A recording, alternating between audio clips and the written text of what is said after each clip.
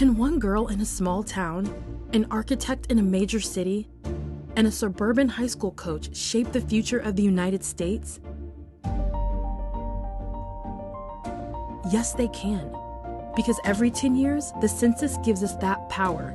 You can shape your future by responding to the 2020 census. Where do we need new roads to make our lives easier? Where will new school programs help our children thrive? Where could a new health clinic benefit neighborhoods? The 2020 census will inform these decisions and shape how billions of dollars will be distributed to communities like yours each year. And in 2020, you can respond to the census online, by phone, or by mail. It's easy, safe, and important. Make sure you and everyone you know is counted. Now is the time for you to get involved. Your community needs you. Together, we can educate and excite, inspire, and make sure every voice is heard. Together, we can shape our future.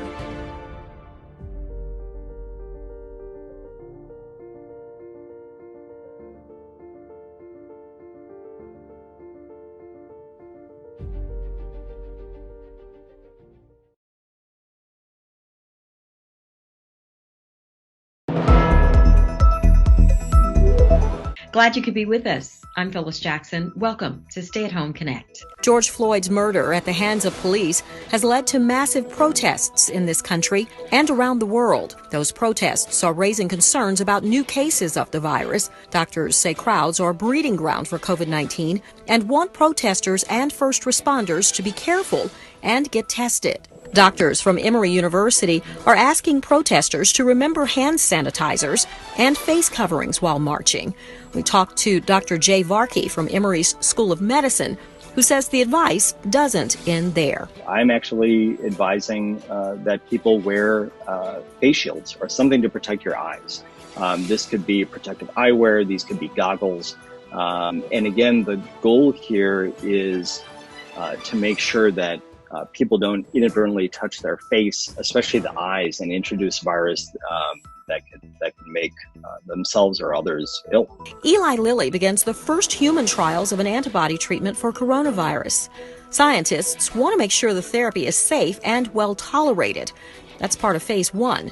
The results from the randomized, placebo-controlled trial are expected later this month. The Atlanta City Council wraps up the fiscal year 21 remote interactive budget hearings.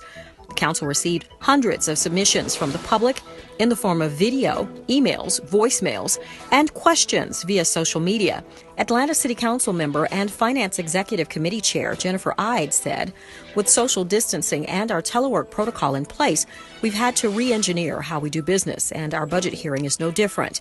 It's vitally important that the public have their questions answered and for all of their comments to be available to us as we move forward and make decisions on the budget. That's going to do it for Stay at Home Connect. Have a great evening.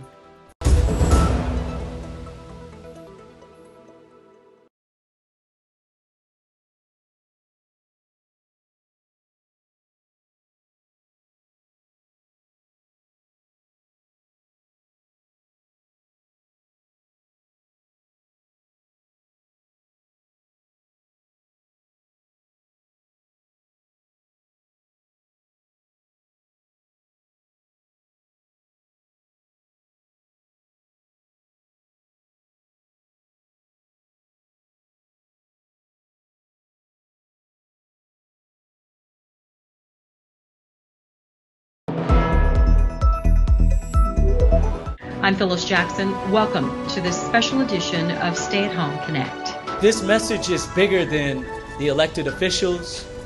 This message is bigger than our government. This message is bigger than ourselves. This message is about justice. What do we want?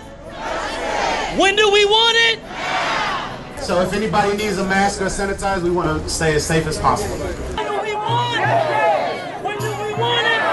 I can be a part of something peaceful and impactful, and I want to be able to tell that story to my children the same way my ancestors were able to create this experience for me. George Floyd still found himself on the ground saying over and over and over again, I can't breathe. And we've gathered this morning to say with him that we are marching in these streets because we can't breathe.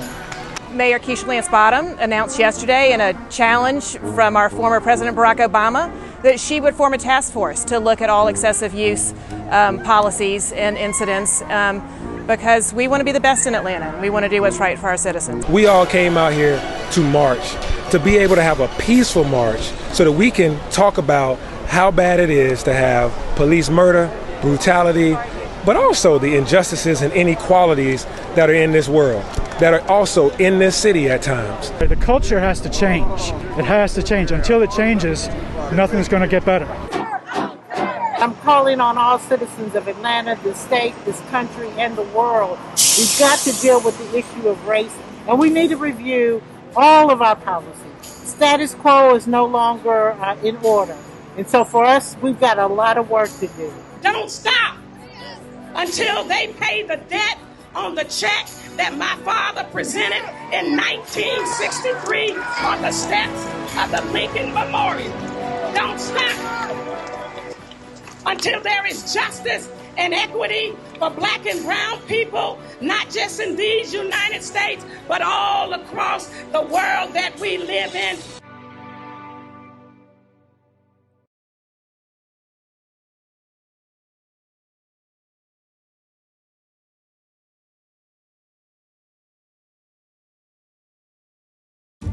Can one girl in a small town, an architect in a major city, and a suburban high school coach shape the future of the United States? Yes, they can. Because every 10 years, the census gives us that power. You can shape your future by responding to the 2020 census. Where do we need new roads to make our lives easier? Where will new school programs help our children thrive? Where could a new health clinic benefit neighborhoods?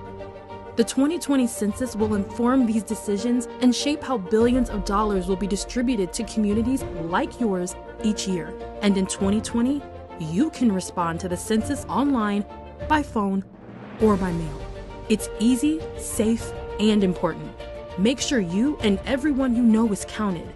Now is the time for you to get involved. Your community needs you. Together, we can educate and excite, inspire and make sure every voice is heard. Together, we can shape our future.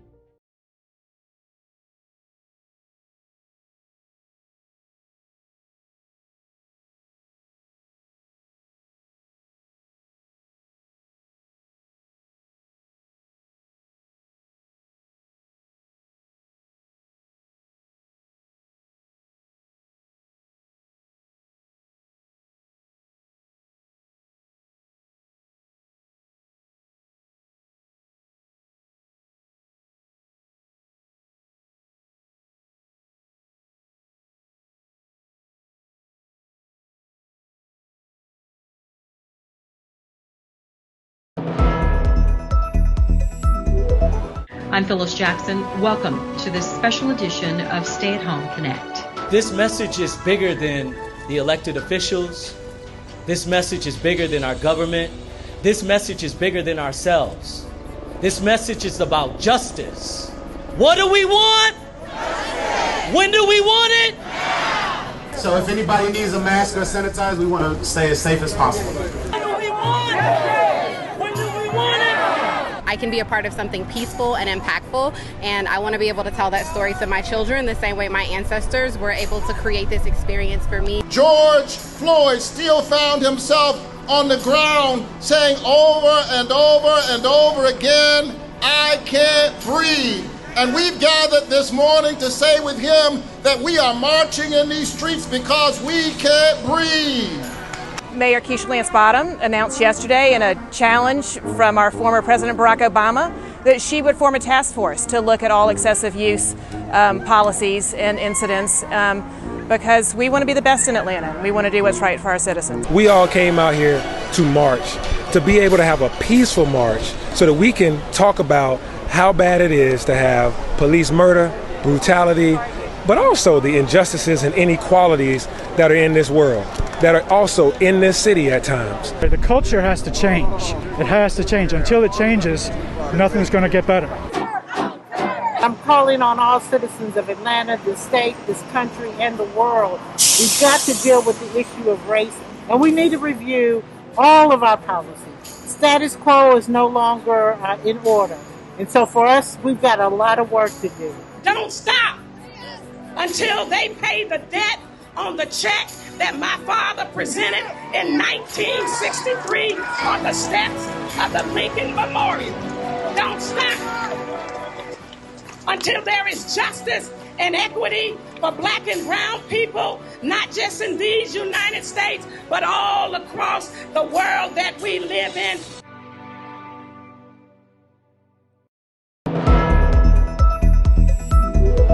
Glad you could be with us. I'm Phyllis Jackson. Welcome to Stay at Home Connect. George Floyd's murder at the hands of police has led to massive protests in this country and around the world. Those protests are raising concerns about new cases of the virus. Doctors say crowds are a breeding ground for COVID-19 and want protesters and first responders to be careful and get tested. Doctors from Emory University are asking protesters to remember hand sanitizers and face coverings while marching. We talked to Dr. Jay Varkey from Emory's School of Medicine, who says the advice doesn't end there. I'm actually advising that people wear face shields or something to protect your eyes. This could be protective eyewear, these could be goggles. And again, the goal here is to make sure that people don't inadvertently touch their face, especially the eyes, and introduce virus that can make themselves or others ill. Eli Lilly begins the first human trials of an antibody treatment for coronavirus. Scientists want to make sure the therapy is safe and well tolerated. That's part of phase 1. The results from the randomized, placebo-controlled trial are expected later this month. The Atlanta City Council wraps up the fiscal year 21 remote interactive budget hearings. The council received hundreds of submissions from the public in the form of video, emails, voicemails, and questions via social media. Atlanta City Council member and Finance Executive Committee Chair Jennifer Ide said, with social distancing and our telework protocol in place, we've had to re-engineer how we do business, and our budget hearing is no different. It's vitally important that the public have their questions answered and for all of their comments to be available to us as we move forward and make decisions on the budget.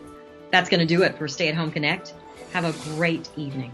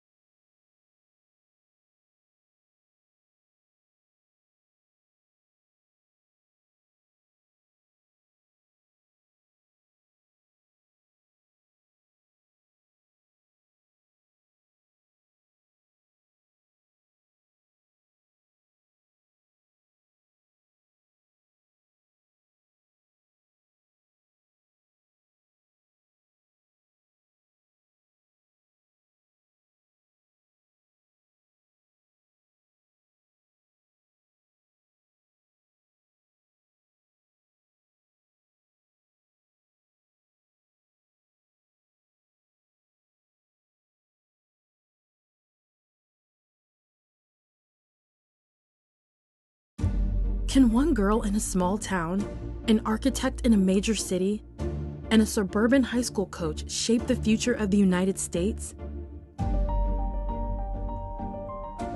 Yes, they can. Because every 10 years, the census gives us that power. You can shape your future by responding to the 2020 census. Where do we need new roads to make our lives easier? Where will new school programs help our children thrive? Where could a new health clinic benefit neighborhoods? The 2020 census will inform these decisions and shape how billions of dollars will be distributed to communities like yours each year. And in 2020, you can respond to the census online, by phone, or by mail. It's easy, safe, and important. Make sure you and everyone you know is counted. Now is the time for you to get involved.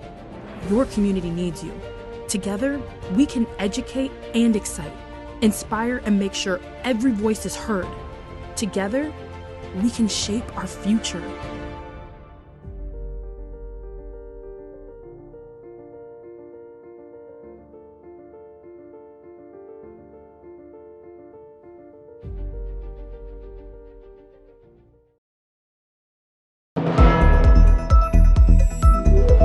Glad you could be with us. I'm Phyllis Jackson. Welcome to Stay at Home Connect. George Floyd's murder at the hands of police has led to massive protests in this country and around the world.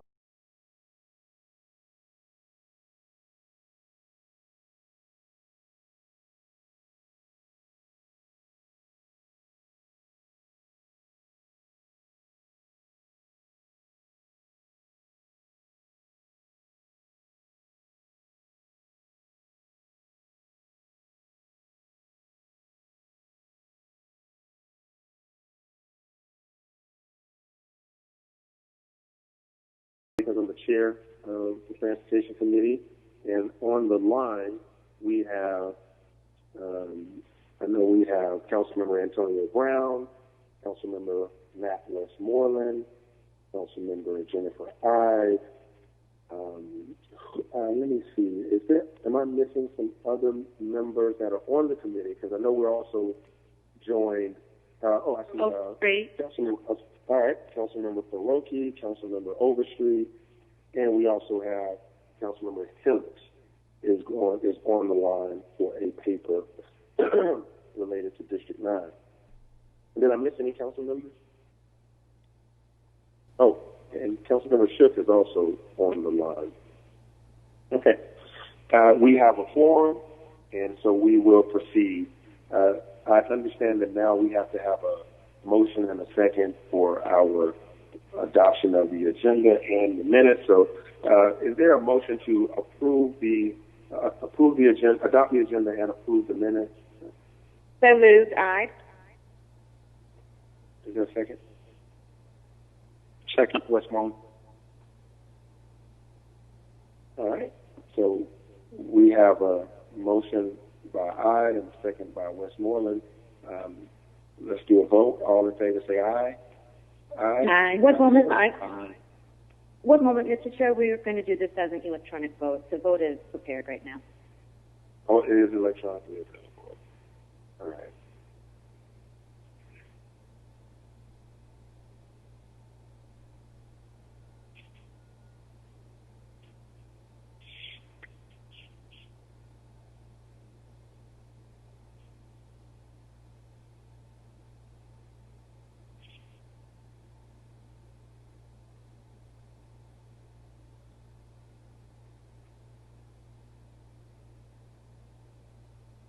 Vote is closed. 5 yeas, 0 nays. The agenda has been adopted.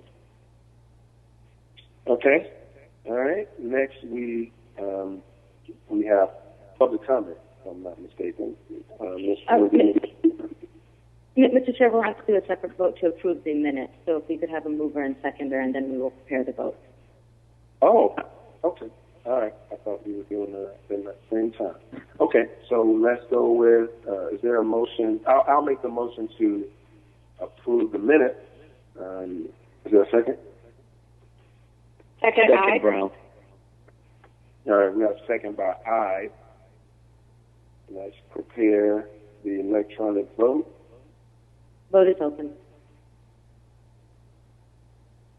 And I will be voting yay by voice vote.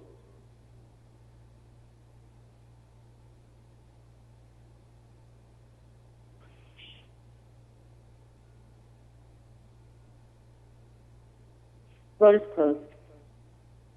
680 nays. The minutes have been approved. Okay. Now can we go to public comment? Yes, one moment, please.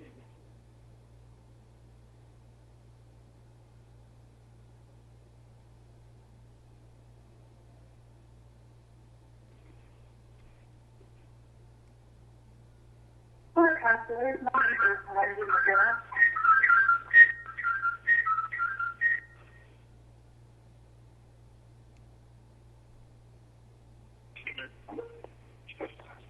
counselors. My name is Wendy Patel, and I'm a resident who lives off of DeFore Avenue in the 30318 zip code. I'm calling about the proposed all-way stop at DeFore Avenue and Harbor Street, and I wanted to voice my support. I've lived off DeFore for about 5 years, and the speeding problem is so dangerous. I have to warn people who come to my house to take extreme caution when they're turning out on DeFore, just because it's so dangerous. The speeders are so bad, and I've even seen people drive recklessly on that road. And I know it's a residential neighborhood. There are a lot of kids, and it's inexcusably dangerous. We need the council to support us in getting this road safer before something horrible happens. We got to get safe because there are bike lanes, there are sidewalks, and we deserve to have a safe road. Thank you very much for considering it. I really appreciate it. My name is Jennifer Brooks. Thank you all for being online today and for your ongoing good work. Commissioner Rowan retweeted an opinion piece yesterday by Dr. Destiny Thomas titled, "Safe Streets Are Not Safe for Black Lives." A transportation planner warns pedestrian-friendly street redesigns that happen without diverse public input can end up harming the community they serve. Pandemic-driven repurposing of public streets put in place without genuine community engagement will serve to deepen systemic inequity. She says if you want to ban cars, start by banning racism. I agree. It's very disturbing to me to see how things are done in Atlanta, with deliberate manipulation of data, deliberate dismissal of opinions of certain demographics, deliberate compliance with very powerful, noisy, and exclusive special interest groups. My stated position, as you know, is to fund only essential projects like sidewalks along school corridors. All ADA compliance projects should focus on the high-risk traffic corridors before depleting scarce resources and funds on non-essential. Now, more than ever, we need a smart city with careful, thoughtful, and deliberate planning.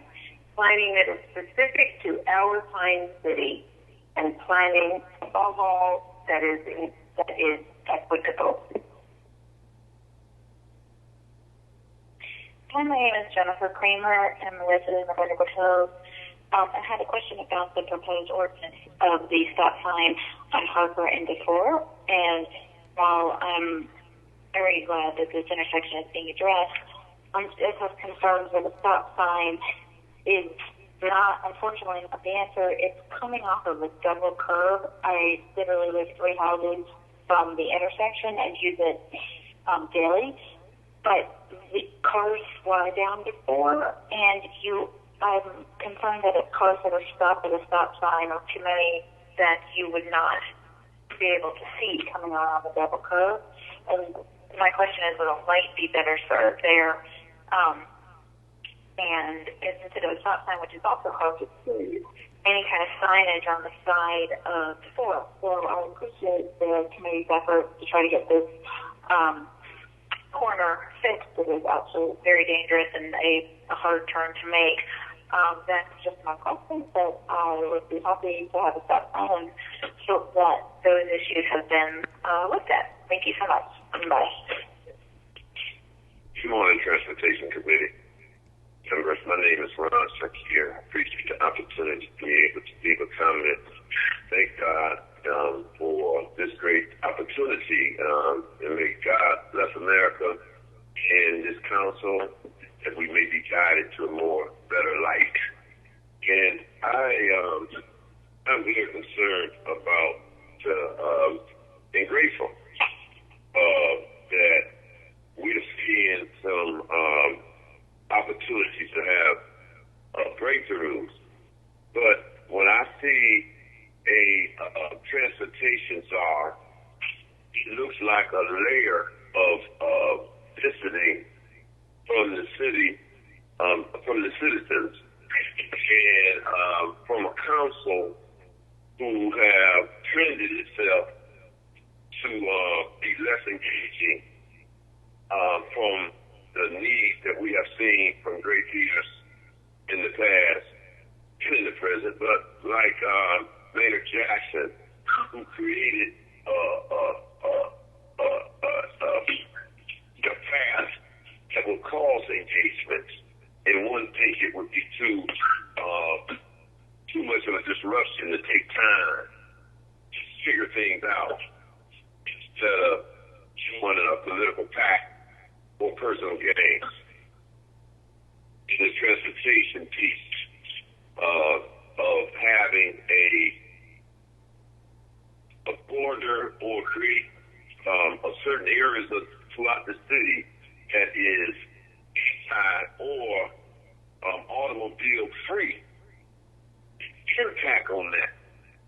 The measurement of that, I believe, is driven by a cultural change that is very insensitive to what will be ultimately a dramatic impact on certain communities and on the business community, the public assets, and the growth and movement of so many different people in the city of Atlanta. And I would hope that we would say no to any effort to continue to feed on transportation efforts like it's been proposed by a councilman, and it was voted on unanimous. And I would hope that Mr. Faruqi, Councilman Faruqi, will look at that in a broader sense of what would be the impact on communities. Displacement and gentrification is not a good thing. Hi, my name is Eva Nason. I live at 1743 Harper Street. I am calling about Ordinance 20-0-1422. I am calling to support the ordinance. My property at 1743 Harper forms a corner of the intersection of Harper Street and D4 Avenue. I've been here since 1945 when I was 5 years old. There's an enormously increased quantity of traffic along D4 Avenue now, and this has always been a difficult curve at Harper Street, at the intersection of D4 and Harper Street, which can be witnessed by the state of my fence along D4, which has been hit many times by cars, and also the number of times that cars have landed in the home of Tammy Burrell, who lives right at the curve also. She's had cars in her living room several times. Anyway, all of this is much improved by the building out of the land islands into D4 Avenue, but still is a curve that is very poor visibility for a side street that has, like Harper Street, that has very high traffic volume. So we will very much appreciate this ordinance being voted into law, and we appreciate Dustin and Andre having introduced it. Thank you very much. Greetings to you, committee members and staff. Special greetings to you, citizens of Atlanta, monitoring your government in action. Ben Howard, Senior Advocate, public policy analyst. From the conversation of residents along the Campbellton Road corridor is the recent activity surrounding Route 166. The work that's going on there without wide public notice. This is only one of the many topics that should have been on the Neighborhood Planning Unit R agenda last Wednesday. Several of the items on this committee's agenda should also have appeared on the NPUR agenda, at least under announcements. But as we all should know by now, the NPUR 9 is not interested in keeping the public and the citizens and senior citizens informed. The 2006 residents and senior citizens along Campbellton Road were promised continuing updates on Campbellton Road Phase 1, Campbellton Road Phase 2, and Campbellton Road Phase 3. That 2006 meeting was held at Mount Carmel Baptist Church because people posing as Neighborhood Planning Unit R leaders at that time would not allow such matters to be placed on the NPUR agenda. Since that time, residents, one persistent female senior citizen in particular, have been inquiring about the progress of those promises. On 3 occasions, a certified resident organization, which is also protected under provisions of the United States Housing and Urban Development Department, known as HUD, has been denied the right to be placed on the agenda of Neighborhood Planning Unit R to discuss matters such as the ones referenced here. I ask that someone be assigned to finding out why the public can't participate in those 45-minute meetings controlled by the NPUR 9. Antonina Robinson, Paulus Clare, Ricardo Jacobs, Renette L. Scott, Alfred White, Allison Hathaway, Sherry Williams, and the NPUR. Hey, good morning. This is Heather Sheets from Underwood Hills. I am calling regarding the legislation that Dustin Hillis and Andre Dickens have proposed for an all-way stop sign on the intersection of D4 Avenue and Harbor in Underwood Hills, and I would like to call and support their legislation for various reasons, specifically the just overall increased traffic, the speeding, the amount of cars that have hit different mailboxes along D4 Avenue over the past several years, and the increased intention for walkability and pedestrian traffic to cross over from one side of Underwood Hills to the other to enjoy just walking and getting to the access of our park. So just wanted to call in and support this legislation, and thank you for your time. My number is 678-559-2097. Hi, my name is Christopher Cross. I'm a resident of Underwood Hills, live on Summer Street, and I just wanted to call in regarding the opportunity to add a stop sign at the corner of DeFore and Harper. I strongly support this. I think the traffic flow has increased quite a bit since I've lived here. I lived in the neighborhood about 8 years ago, and that corner in particular just has a lot of cars that just fly around it. And whether we do a lot of walks and go for jog down that way quite a bit, and then also now with our toddler, we walk down that way, and there's just not really it's very nerve-wracking to cross that intersection or get to the other side of the sport. So I think this always stop will go a long way in keeping the traffic flow and creating a safe intersection to people to cross and ultimately get over to, as the community grows and there's more restaurants and retail and homes and apartments added. I think it will just help increase the walkability a lot, especially for our families. So I wanted to support this, and I'm thankful for for council members Hillis and Dickens for bringing this to the table. Thank you. This Transportation Committee meeting is being conducted remotely as advertised and as in accordance with OCGA 50-14-1. The meeting will be conducted in conformance with Robert's Rules of Order and the Rules of Council as authorized by the City Code. The public may access the meeting by dialing 877-579-6743, conference ID 831-599-1256, which was noted on the June 5th public meeting notice. The public may also view the meeting on Channel 26, the Council's homepage at citycouncil.atlantagA.gov, the Council's YouTube channel, or the Council's Facebook and Twitter pages at ATL Council. All presentations are available on the Atlanta City Council Transportation Committee presentation page. The agenda was published and made available on June 5th via atlantacitygA.iqn2.com. All persons present on the remote council meeting conference bridge are requested to mute your phones and speakers. Additionally, speakers must be acknowledged by the presiding officer prior to speaking. Each council member is requested to open your Outlook email and minimize the screen. Amendments, substitutes, and informational documents have been distributed to committee members beforehand. Thank you all in advance for your cooperation. Thank you, Ms. Pulandini, for notifying the public of our meeting. And thank you to all of the public commenters. Council members, because we have the mayor's meeting with us as well as some other pressing matters, we're going to do the legislative agenda first, and then we'll come back to the presentation.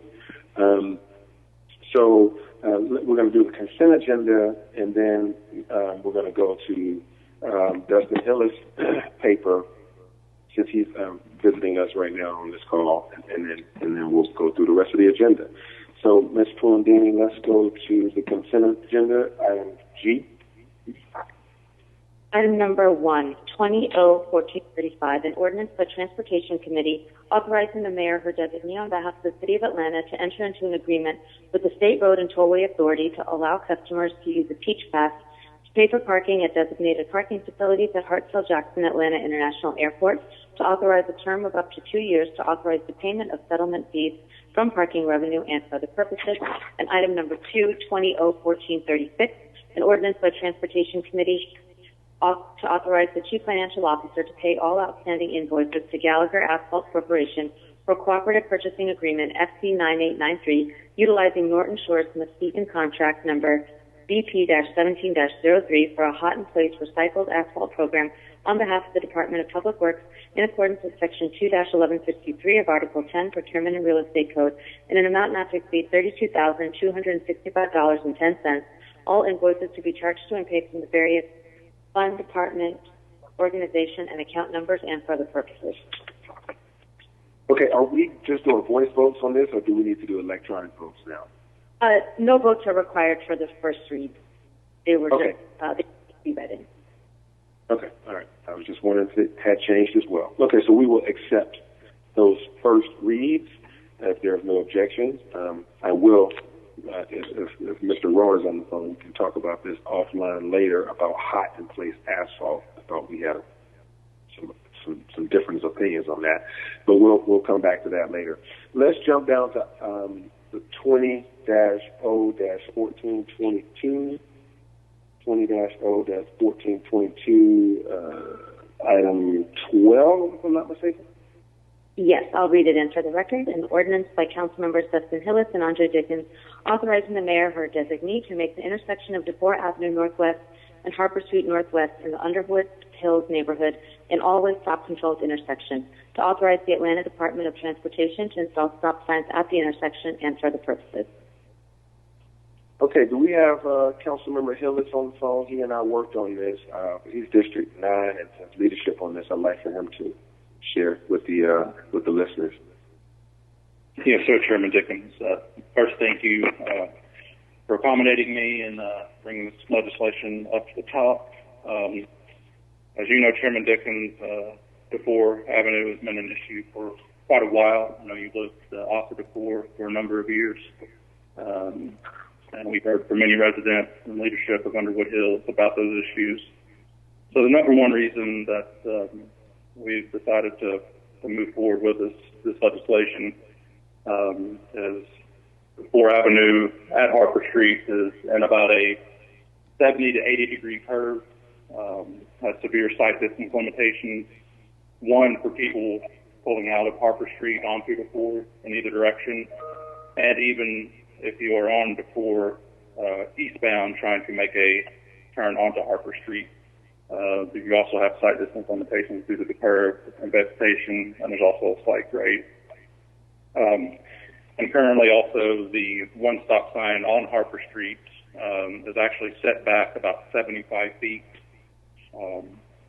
from the travel lanes of the 4, making it even more difficult to see around that curve. So that is the main reason that we've decided to move forward with legislation for this all-way stop is the sight distance, but also some welcome consequences of this stop sign will be hopefully slowing people down. Currently, the 4 Avenue runs between Powell Mill and Collier Road. There are no traffic control devices on that road at all, even though it is very curvy.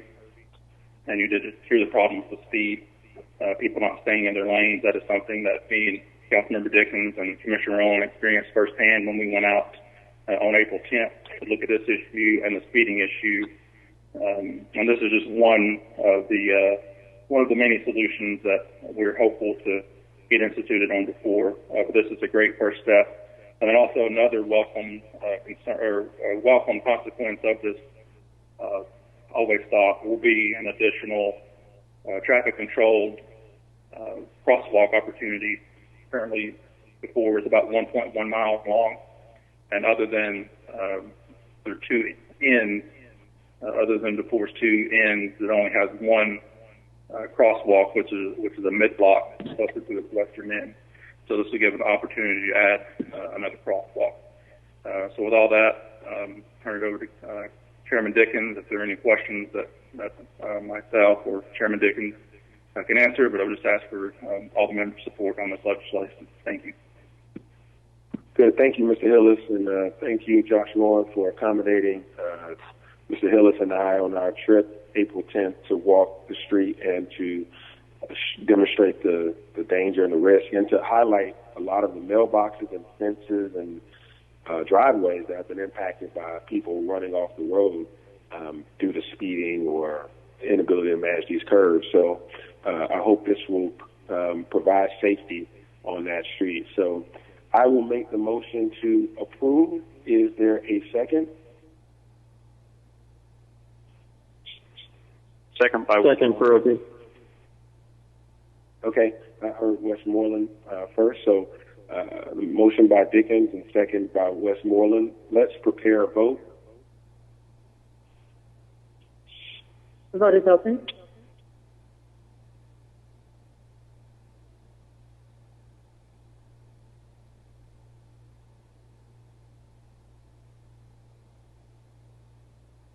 Will all council members vote?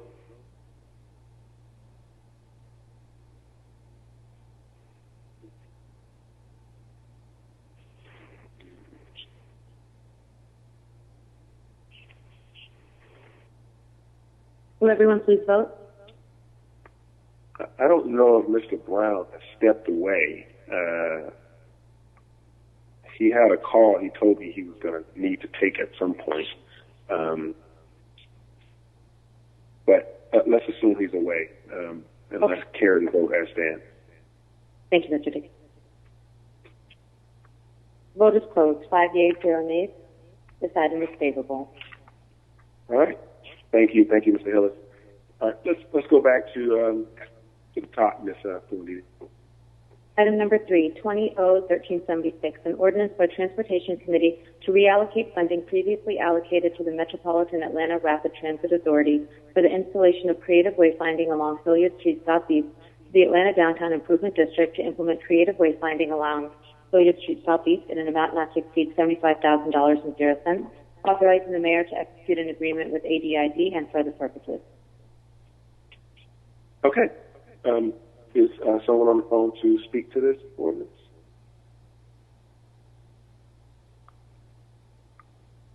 I believe representatives from the Department of Planning may be on the line to speak to this item.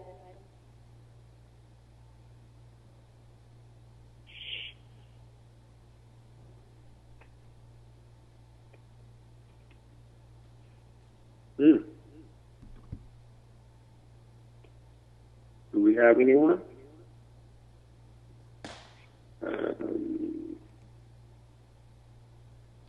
Well, I would say,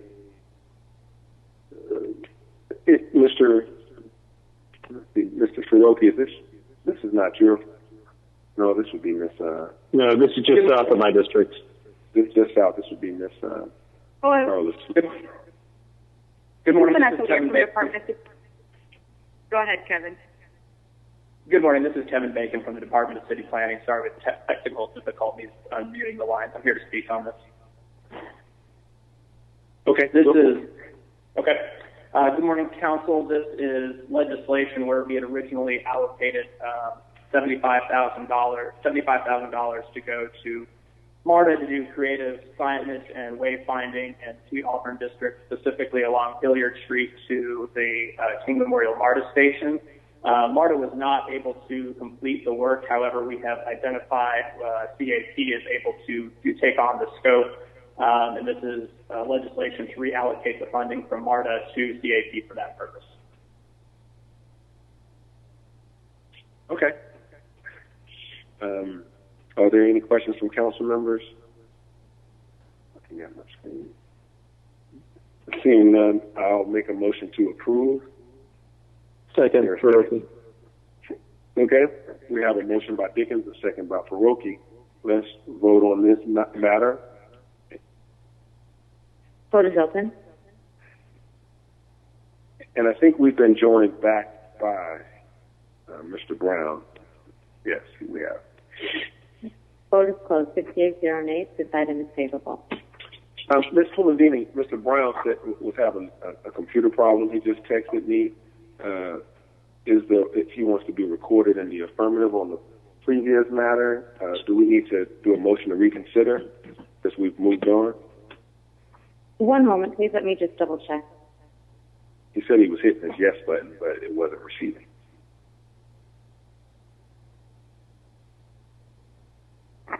I'm just confirming, would you be okay if we move forward, and if we do need to redo that vote, I'll let you know after we get through the next set of items? Absolutely. Sure. Okay. Items 4 through 6 and 8 through 9 are all code amendments regarding the Atlanta Department of Transportation. Would the committee like to take them together? Yes, please. Okay. Oh, and just to confirm, we won't need to redo that previous vote. We will mark Councilmember Brown as a yay. Okay, great. And for the record, we'll be marking him as a yay for item number 12, 20-01422.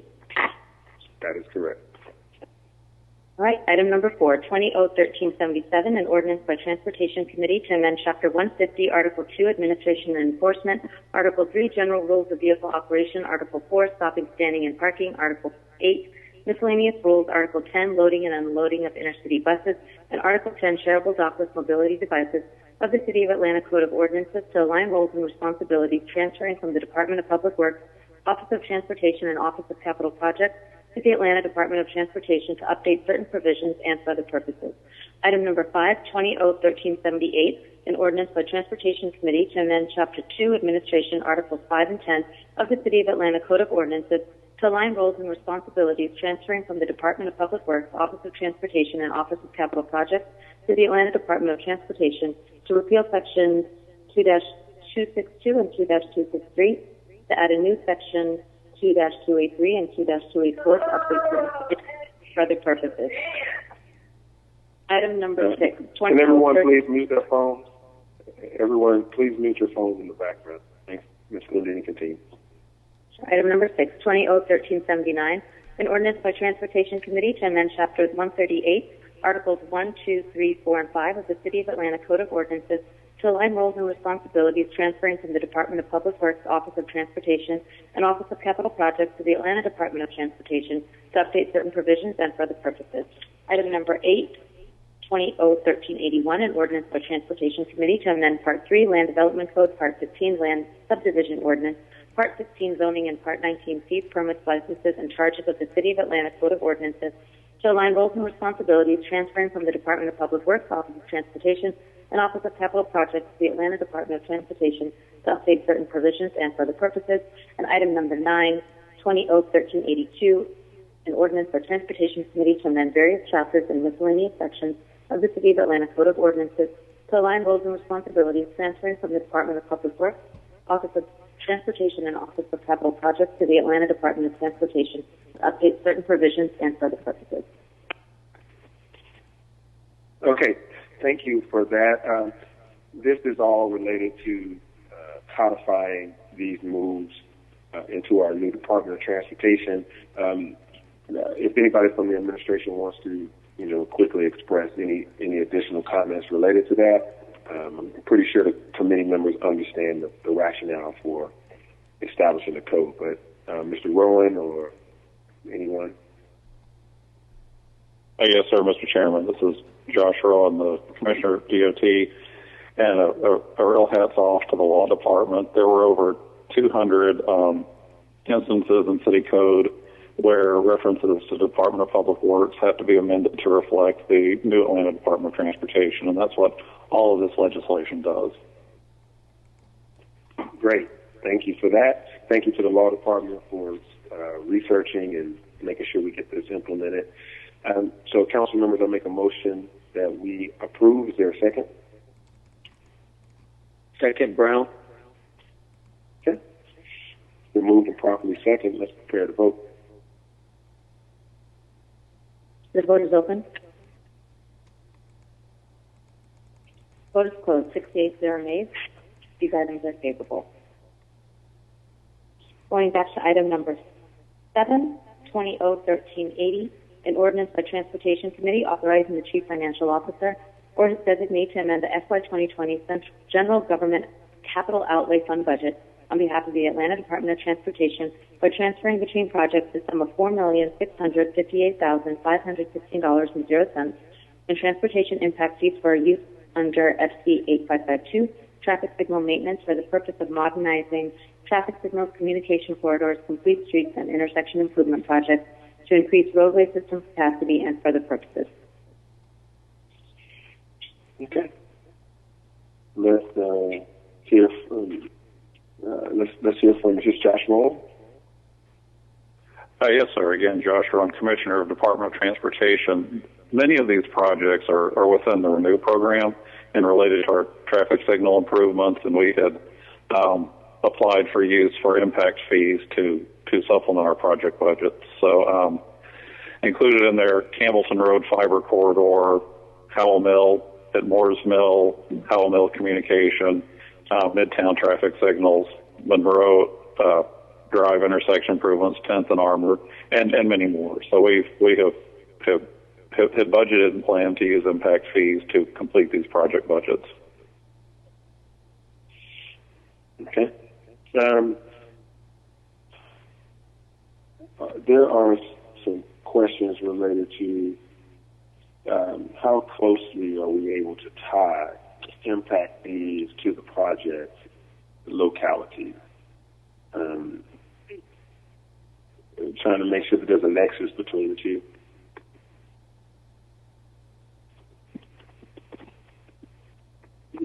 Mr. Rowan? Mr. Chairman, I lost half of that question. I heard about tying fees to location. Yeah. And in that case, we go through the process of applying for the impact fees and have to comply with the code requirements for those. So these are projects identified in the current capital improvement element, which is attached to this legislation. All right. I think my question is going to be best expressed by Mr. Shook. He has a comment. He's raised his hand. Mr. Shook, are you on the line? Yes, thanks for letting me visit with you, and I apologize for only belatedly really studying this paper. I understand that these projects at different times were able to appropriately attach themselves to the CIE. I understand that it was publicly stated that we desire to pay for these projects using impact fee dollars. That's all fine. For this to be in accordance with state law, though, you need to be able to clearly show where the dollars were generated and where they're being spent. So I assume you have a document that does that. And maybe it's been shared with members of the Transportation Committee as a supplemental document that I never saw. So that's my concern.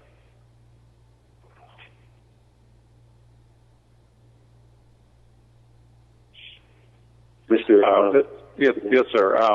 To the comment about location, that would be all included in the CIE application, as it's reviewed for its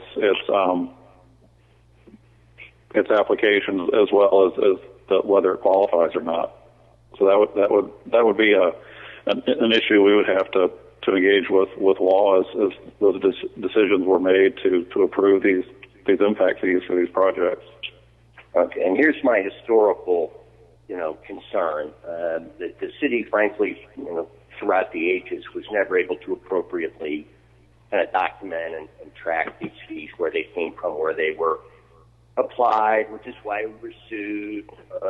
The suit was dismissed, but not for merit. It was the judge found that there was a problem with the standing of the people bringing the suit. State law got changed. I don't ever recall seeing in any CIE supporting documents that says this money, which is going to Project A, came from the corner of Smith and Elm. Otherwise, absent that, what we're going to do, if passed, would put us in legal jeopardy. Are you the person I go to make sure I get the supporting documentation that you are praying exists? Yes, sir. We can give you the impact fees as they pertain to specific projects. Look forward to getting it. Thank you, Mr. Chair. All right, you're welcome. Any other comments or questions from council members related to this legislative item? Okay, seeing none, we will go forward with that. I'll make a motion to adopt. Yeah. Second, Faruqi. And a second by Faruqi. Let's prepare the vote. Vote is open.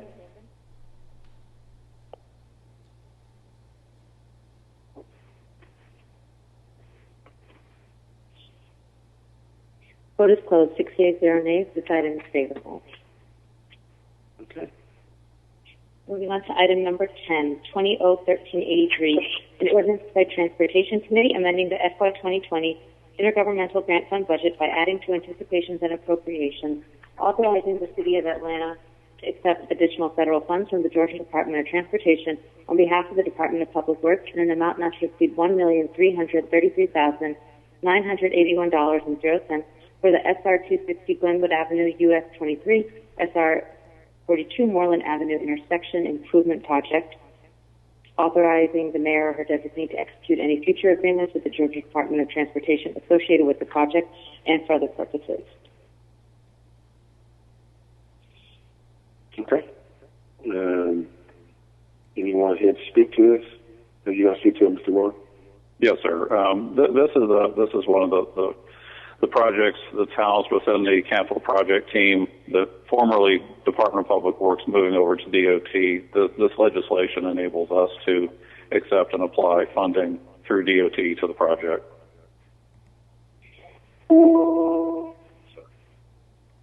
Okay.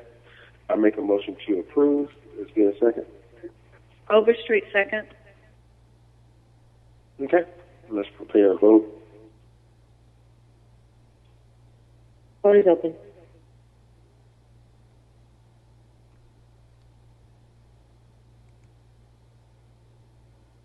Vote is closed. 68 nays. This item is favorable. Item number 11, 20-01411, an ordinance by Councilmember Carlos Smith to waive the sidewalk requirements of Section 15-09.003 of the Code of Ordinances for subdivision application SD-19-042 788 Delmar Avenue Southeast to provide that in lieu of constructing the required sidewalks at the subdivision site, the developer of the subdivision shall deposit $4,078.82, the dollar amount equal to the value of the required sidewalk, into a designated trust fund account for Council District 1 and for other purposes. Cotina Alexander, ACLDOC. The length of sidewalk required in front of the subdivision is 50.43 linear feet. We have reviewed it and provided a cost estimate of $4,078.82, of which the developer has agreed to deposit it to the Council District 1 Sidewalk Trust Fund. We are okay and support moving this paper forward. Okay. All right. Let's make a motion. I'll make a motion to approve. Is there a second? Second, Brown.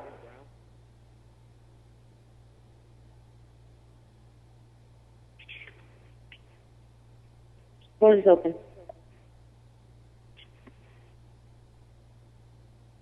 Vote is closed. 6 yeas, 0 nays. This item is favorable. Item number 13, 20R4045, a resolution by Transportation Committee authorizing the mayor or her designee to exercise the first renewal term option for FC 9036 Noise Insulation Program Design Services at Hartsfield-Jackson Atlanta International Airport, and supplement the task order fund in the amount of $2.5 million with Chasm Architecture LLC to provide architectural engineering design services for the Department of Aviation on a task order basis. All services will be charged to and paid from account numbers listed herein and for the purposes. Do we have General Manager Selden on the phone? Yes, sir. John Selden, the General Manager of Hartsfield-Jackson Atlanta International Airport. And yes, this is a two-year extension for Chasm. They go into people's homes, do a baseline, and then they bring the noise level down as long as they're inside that 65 DNL limit, which allows us to use grant funds and $2 million worth of the grant funds and $500,000 worth of our passenger facility charges. And we replace doors, windows, insulation, air conditioning, and if we have to bring power, we'll bring additional power to those homes. Very good company, and we would like to execute this extension. Okay. Make a motion to approve. Is there a second? Overstreet, second. Okay. Let's prepare a vote.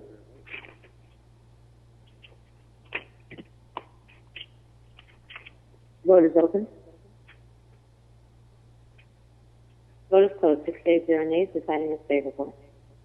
Item number 14, 20R4046, a resolution by Transportation Committee authorizing the mayor or her designee to issue task order 12 with SDNC Inc. for FC8249, annual contract for the maintenance and repair of sidewalks, curbs, driveway aprons, and associated infrastructure for sidewalk repairs in order to assist the Department of Watershed in an amount not to exceed $1,500,000.00, with all contracted work to be charged to and paid from various fund, department, organization, and account numbers listed herein and for the purposes. Okay. Who's speaking to this one?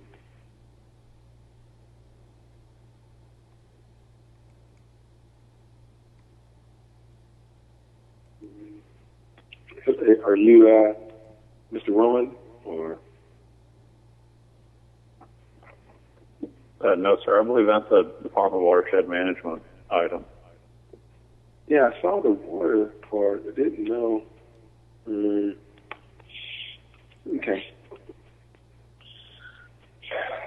But SDNC is They do quite a bit of work for the city, sir. Yes, yeah. This is task order number 12 for them, so it's clearly in line with what they've already been doing. It's been renewed twice. Oh, it's been renewed 3 times already. Okay. All right.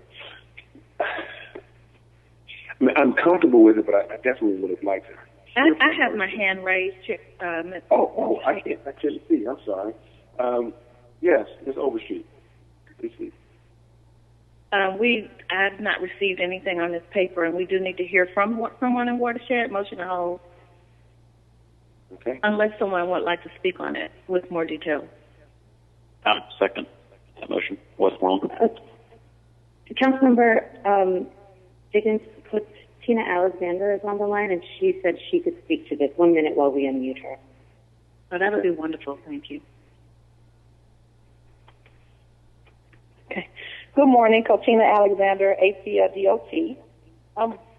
Public Works and Watershed had a meeting recently to discuss the backlog of needed repairs for sidewalks, driveway aprons, and curbs that they have had to remove to make emergency repairs to their infrastructure.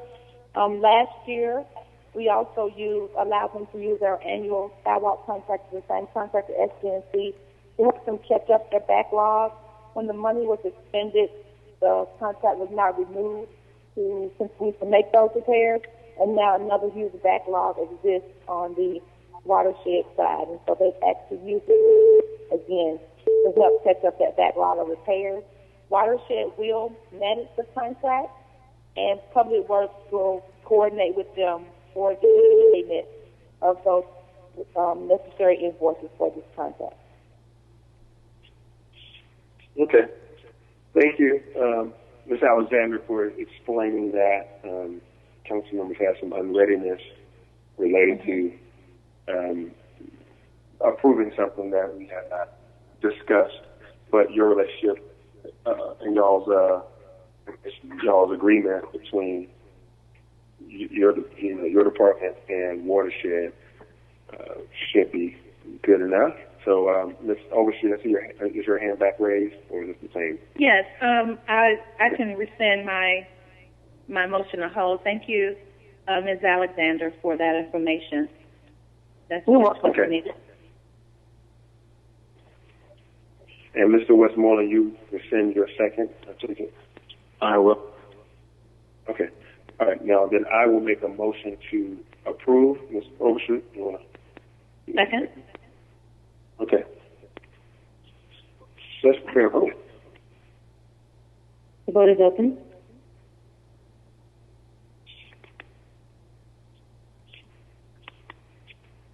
Vote is closed. 680 nays. This item is favorable. Our next item is number 1520R4047, a resolution by Transportation Committee to correct resolution number 19R5055 adopted by the Atlanta City Council on December 2nd, 2019, and approved by operation of law on December 11, 2019, on behalf of the Department of Public Works for the purpose of adding an additional funding source for SB 1190431, SR 260 Glenwood Avenue, US 23, SR 42 Glenwood Avenue Intersection Improvement Project, all other provisions to remain unchanged and for other purposes. And there's an amendment in your packet which corrects typos in the caption and the first whereas clause. Okay. Can someone going to speak to this Glenwood correction? Yes, sir. Mr. Chair, Josh Rowan, Commissioner for Department of Transportation. This is just, as it was read out, was correction legislation to revise the funding sources for this project. There are multiple water, wastewater, as well as GDOT funding sources, and this adds one to correct the funding picture for this project. Is this project going to improve the exit ramp right there at I-20 in Glenwood, or this? No, this is an intersection improvement project. Okay, but I think so. It's basically State Route 260, Glenwood Avenue, and US 23. Okay. Oh yeah, going that way. Gotcha. Is this Barrington Brown, the project he's been on? Yes, sir. This is another one of the capital project delivery team projects that's moving into Atlanta DOT. Gotcha. Okay. All right, I make a motion to approve. Is there a second? Excuse me, Mr. Dickens, the paper needs to be amended first. Oh, okay. I make a motion to amend. Is there a second? Second, Westmoreland. Okay. Can you read off the amendment? Yes, one moment, please. The amendment corrects typos in the caption and the first whereas clause, and the amended caption reads as an amended resolution by Transportation Committee to correct resolution number 19R5055 adopted by the Atlanta City Council on December 2, 2019, and approved by operation of law on December 11, 2019, on behalf of the Department of Public Works for the purpose of adding an additional funding source for SB 1190431, SR 260 Glenwood Avenue, US 23, SR 42 Moreland Avenue intersection improvement project, all other provisions to remain unchanged and for other purposes. And the vote to amend is closed. 6 yeas, 0 nays. All right, now make a motion to approve as amended. Is there a second? Is there a second?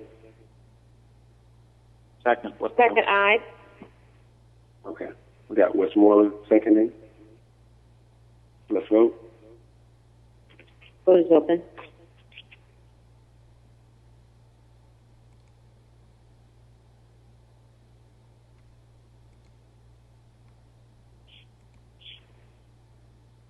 Vote is closed. 6 yeas, 0 nays. This item is favorable as amended. Item number 16, 20R4048, a resolution by Transportation Committee authorizing the mayor, her designee, to amend task order number 132 under the joint task order to Arcadis BPA joint venture of Arcadis GNN Inc. and Ridley Peters and Associates Inc. for FC 73838 architectural engineering and design services to add acquisition services and funding for the Huff Road widening project on behalf of the Department of Public Works in an amount not to exceed $61,438.00. All work to be charged to and paid from accounts listed and for other purposes. Who's speaking to this item? You, Mr. Rowan? Mr. Chair, this is Josh Rowan, Commissioner of DOT again. We have a theme developing today. This is another one of the capital project deliveries team's efforts. It's a widening of Huff Road from 2 lanes to 3. And this legislation enables us to advance forward into the right-of-way acquisition phase.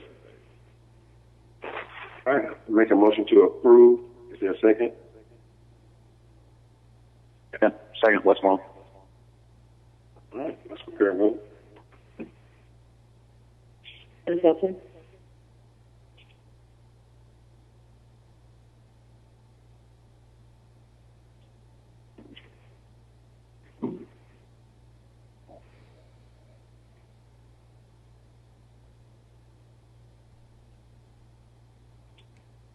Will everyone please vote?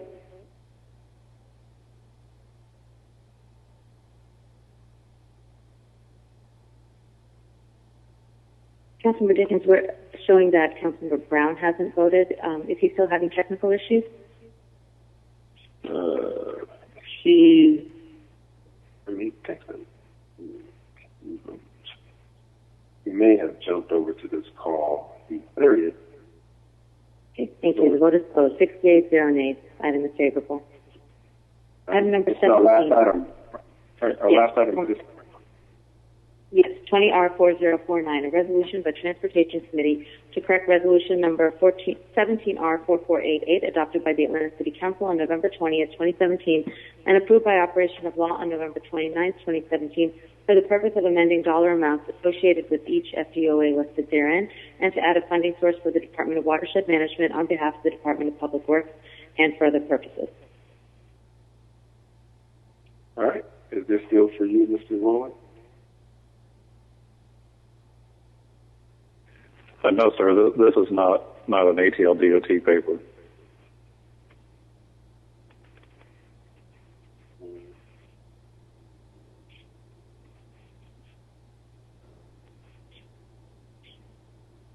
Just correcting.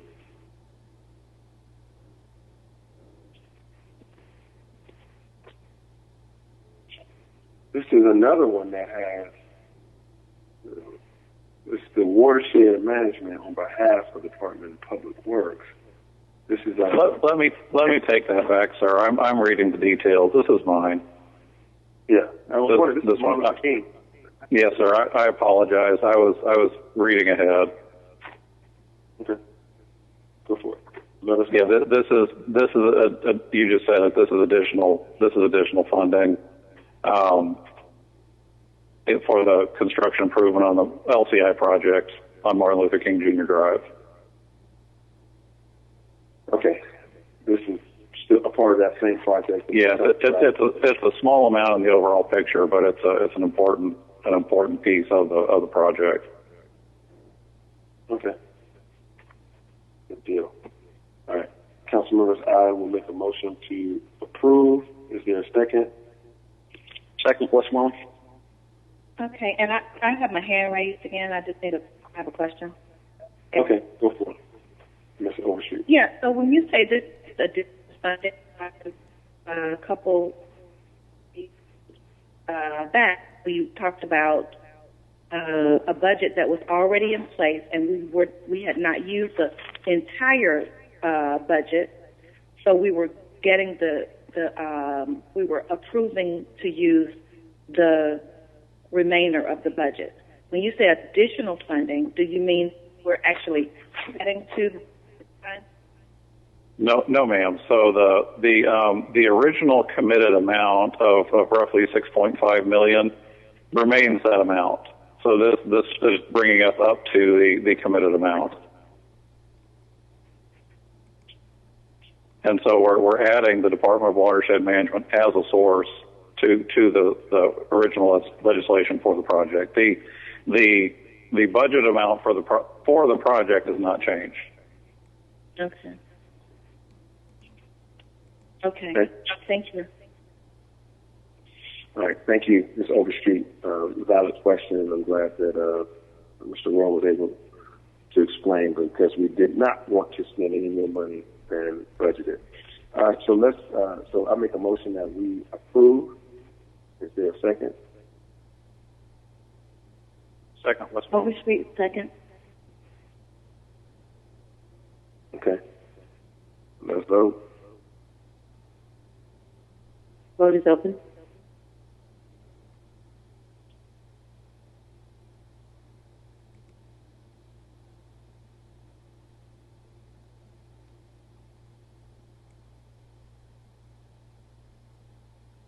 I think Mr. Brown is on to his 10:30 call he told me about. I think that's to jump to, but no, there he is. He said he's going to get it. Okay. Vote is closed. 6 days, 0 nays. This item is favorable. Okay. All right. That concludes all of our legislative items. Now we can go to our presentation by the Atlanta Department of Transportation, your quarterly presentation. This was mailed out to all council members by Ms. Pulandini. You should see that in your handout. So I'll give it back to Josh Rowan. Please give your presentation. Yes, sir. Thank you, Mr. Chair. Josh Rowan, Commissioner of the Atlanta Department of Transportation. As I prepped for today's presentation, it was just interesting to think about. The last presentation was pre-pandemic, and it only feels like it was about 10 years ago. So we appreciate the opportunity to provide this June update. I'm going to move. I'm going to pause between slides. I'm looking at a local copy of the presentation, and I'll allow you all to advance. So on slide 1 is our cover page, June 2020 update, and page 2 is our presentation outline. We're trying to standardize the flow of this presentation and really bring a steady course of information. Obviously, we weren't expecting 90 days ago to have an item in the bottom left for a pandemic update from the Atlanta Department of Transportation, but we have added that item as well. So we will walk through a safety moment. We will talk about the formation and the progress we're making as DOT, and then within that, we break it out by planning and strategy, capital projects. The Transportation Infrastructure Management update, we call that TIM, formerly Cotina's team. It's now named TIM. We'll talk about the budget and then talk about our outreach. So a consistent agenda there. On to page 3, our safety moments are going to take various forms as we continue this journey together. I was very happy to hear one of the callers during the public comment mention an article that I retweeted, because I think it's important as we look at how we invest city dollars and we face our challenges. One of the key areas that the department's going to focus on is equity. And in fact, I think oftentimes that term may be a little too polished and flowery, because what we're talking about is inequity. We may in fact be talking about transportation justice. And so the left-hand slide just gives some figures about, do all kids have safe places to be active? And the answer is no. It's a very clear no. I'm not going to go into all of the details here, but we wanted to put this in front of you because these types of statistics are going to guide how we make decisions and the risk that we address. As we tee up the conversation for walkability in the city, for the dangers that are faced in the streets, if you look at the graph or the chart on the right-hand side, you can see very clearly the parts of the city where we have households without cars. And so transit's very important, walkability is very important, and the reality is we need to have a very hard conversation about the role of micromobility in the future of the city. I've mentioned before that I purchased an e-bike, and it's a wonderful way to get around town, and it's far cheaper than a car. We know that the scooters will soon be coming back, and so we're going to be talking about things like what can we do to provide safe spaces that are for things like micromobility. Nobody is saying ban cars. That's just asinine. But we are talking about a safer walking experience first, because to promote transit, the walkability really has to get a sharp increase in its focus. And so be prepared as we journey forward. We're going to bring you a lot of charts and graphs from ARC, from the Neighborhood Nexus, and from other sources, because as we've said before, we want to be data-driven as we make our decisions. Moving on to slide 4, we're going to talk just for a minute about the DOT. Today we had a number of papers come forward moving powers and responsibilities, and it's exciting that we're to the point of some of these legislative items. But the thing to remember, if you move to slide 5, is that our focus is really on delivering the strategic plan. And even during this time of pandemic, the thing that's been exciting to me is you look at the goals within this plan, and they apply to any circumstance. And so, even in the middle of this pandemic, reducing injuries and fatalities on Atlanta's streets under a safe and welcoming, inclusive city, very, very important. Make walking safer and more pleasant. Make bicycling and micromobility safe. So there's really nothing new that we're talking about. I'm not sure how the messaging is getting out that we have other plans, but we've made this very public, and we continue to work our plan. We want to leverage technology and partnerships to manage congestion. That's going to be an important thing as we go forward. If you look at the world-class employees, I really want to commend the Atlanta DOT during this time. What a resilient team I have. I feel in many respects like I may be the luckiest team leader around, because we really have some sharp folks. We talk about bringing transportation assets into a state of good repair. We talked about that 90 days ago. That's a big issue, and one that we need to get a handle on. So, when you think of Atlanta DOT, we're basically giving you the playbook. So there shouldn't really be any surprises as we move forward together and the challenges that we're trying to address. On to slide 6. We wanted to talk just quickly about some of the things we've accomplished so far. We were really excited about the Group B resurfacing. I'm sure most of you have heard me tell the story that with the reduced traffic, we waived the hourly restrictions on the contractor, and I have a slide later, but we've gotten quite a bit of paving done, nearly a 3x increase in productivity on this Group B resurfacing, which represents the tail end of the Renew resurfacing program. So that's really coming strong to the finish line. We've had our challenges with our 2 bridge projects, Childress Drive and Powers Ferry, but those are both done, and nice to have those completed. We've worked on 10th Street with our pedestrian improvements. And then one that we're excited about that seems to have fallen off the radar a bit is the mayor's action plan for safer streets, the 20 miles of repurposed pavement for micromobility, for safer passage on bike or on scooter through the city. And a model that we're looking at very simply is looking at for excess capacity within our streets and repurposing that asphalt. So there will be a more balanced approach to the mode as we get through the city. We also believe that those lit lanes will serve as a buffer to improve the walking experience as well.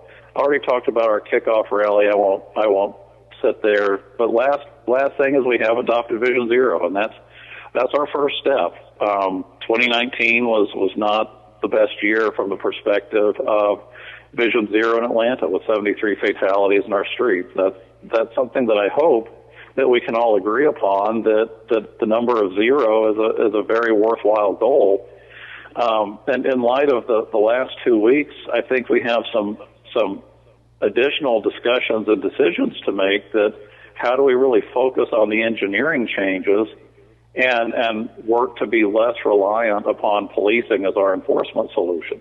And so as engineers and planners, we're really excited about the opportunity we have to make physical changes, because we know that the enemy here is the speed of the vehicles, not necessarily the vehicles themselves, but everybody is traveling far too fast. And the interesting thing is they're racing to the next red light. The speeding that we see on the streets is not improving travel time. So it's really kind of a strange situation that we face. There's nothing to be gained, but there's a lot to be lost by this excessive speed that we see within our streets. Moving on to slide 7, we wanted to add a couple things that since our last update, a lot has changed. Councilmember Overstreet and I, if I may take some liberty here, we've decided that we're going to solve problems by fighting with large scissors. Just kidding. That's truly a photo op. We did a makeshift ribbon cutting on Childress because we wanted to celebrate the project being completed. It wasn't a lot of hoopla and fanfare, but we brought out the stanchions, we brought out the ribbon. Councilmember Overstreet was the first car to cross that bridge, so that was exciting for us, and I think we all needed to get outside. So that was really good news. We've talked about Vision Zero. That's going to be with us for a while. We're going to talk about that a lot. And then I've already mentioned Group B, but we're really thrilled at just how well the contractor has performed and how our team was really ready to get this project moving. Moving on to slide 8, a section that 4 months ago, I don't think I would have told you we would be adding to this presentation, but we wanted to talk a little bit about the department during pandemic.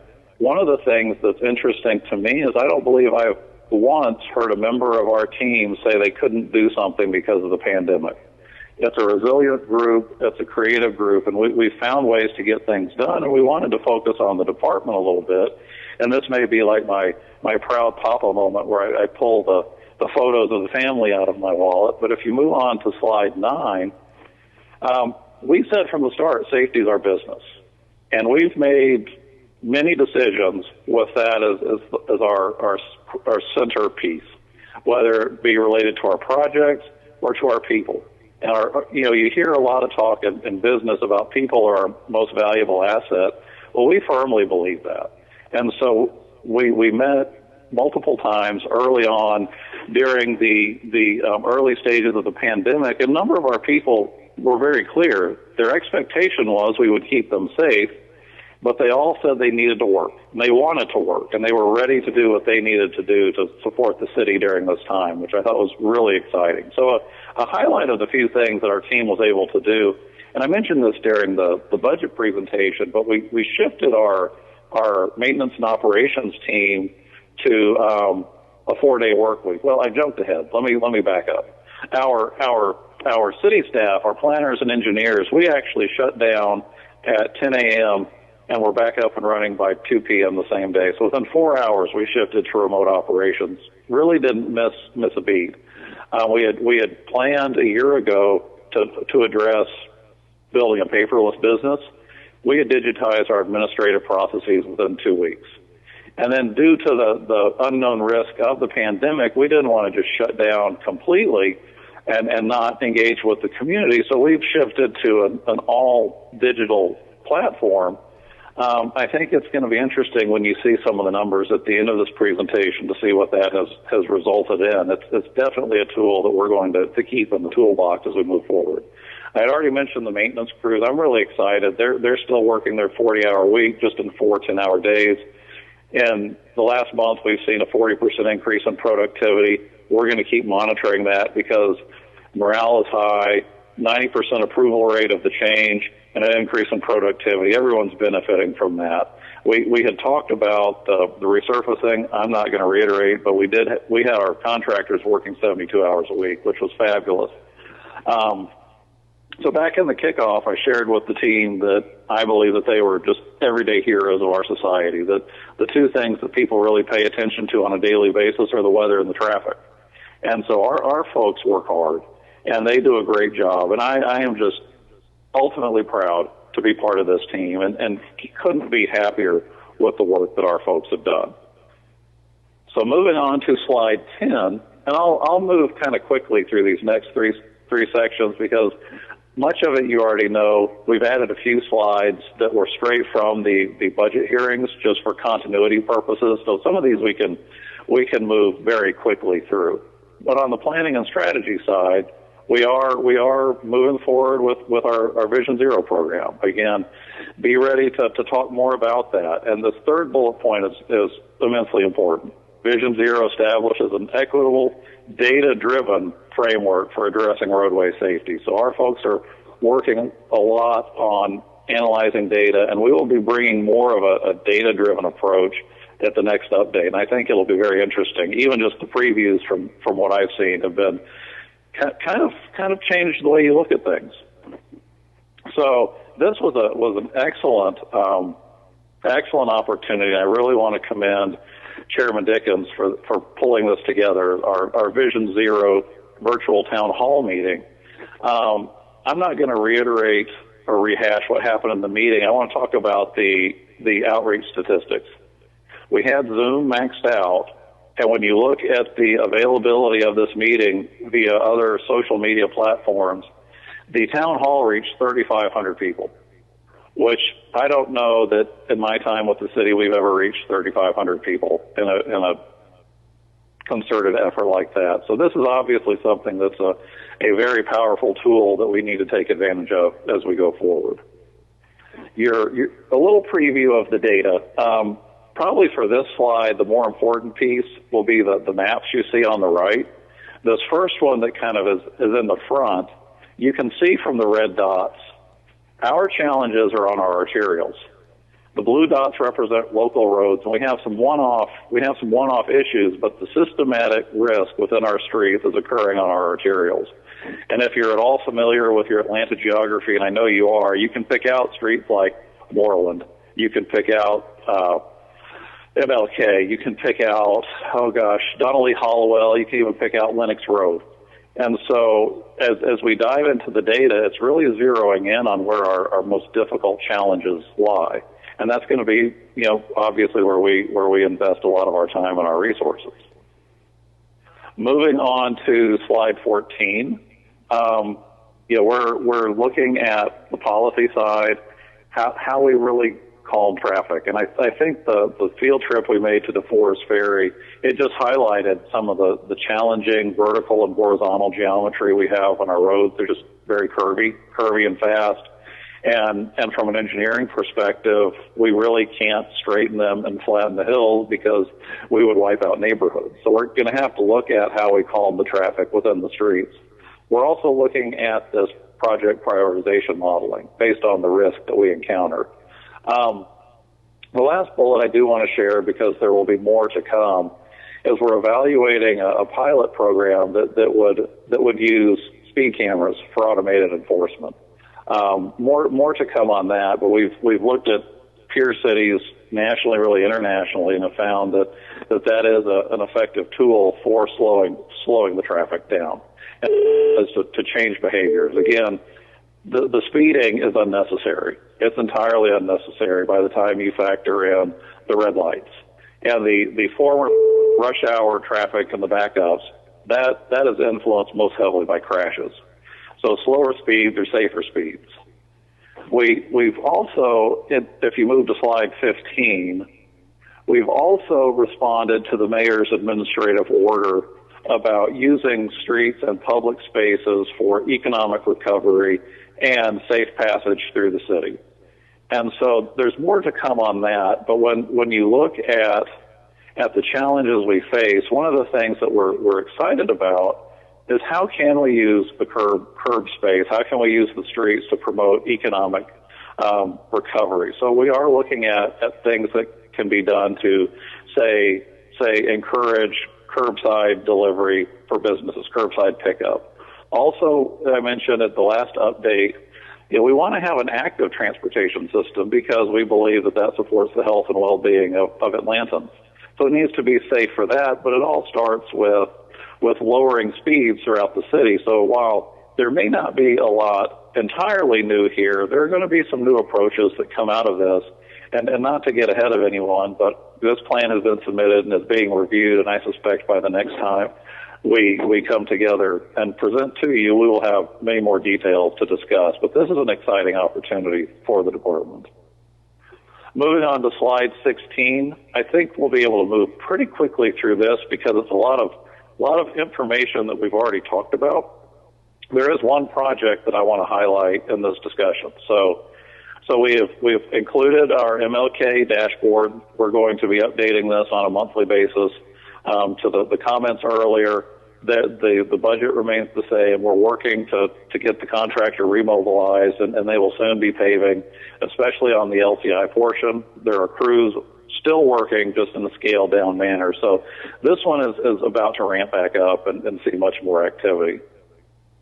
On slide 18, this is just sort of the data from slide 17 boiled down for you. So you can see the LCI portion is 84% completed. Really, we lack the paving. And then that's the piece from Ollie to Northside Drive.